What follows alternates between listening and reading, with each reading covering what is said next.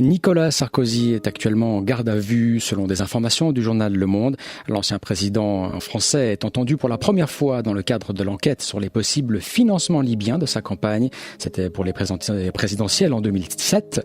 Les juges ont 48 heures pour décider si les éléments à leur disposition sont suffisants pour une mise en examen.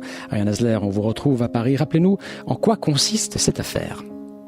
Eh bien, elle commence avec la publication en 2012 par Mediapart d'un document qui fait état d'un financement par la Libye de Kadhafi à la campagne de Nicolas Sarkozy.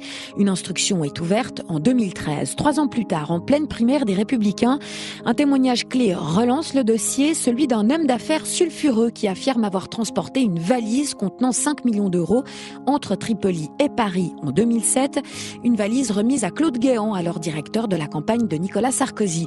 Des propos qui corroborent le témoignage d'un ancien directeur du renseignement militaire libyen et le contenu des carnets d'un ancien ministre de Kadhafi.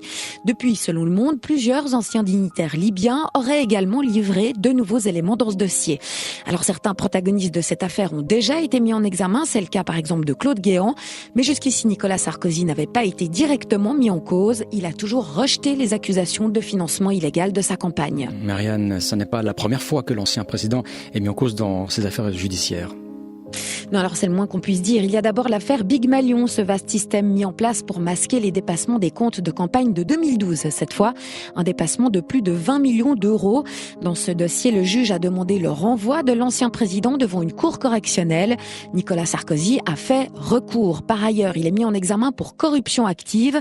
Il aurait cherché à obtenir des informations sur un dossier judiciaire le concernant auprès d'un magistrat en échange de son aide pour obtenir un poste. Dans toutes ces affaires, celle qui concerne Kadhafi est évidemment celle qui pourrait faire le plus de mal à l'ancien président, pas seulement sur le plan judiciaire, mais aussi en termes d'image. Merci beaucoup les amis, abonnez-vous en masse, cliquez sur le bouton rouge pour vous abonner, pour ne pas rater un cerf vidéo. Peace Africa.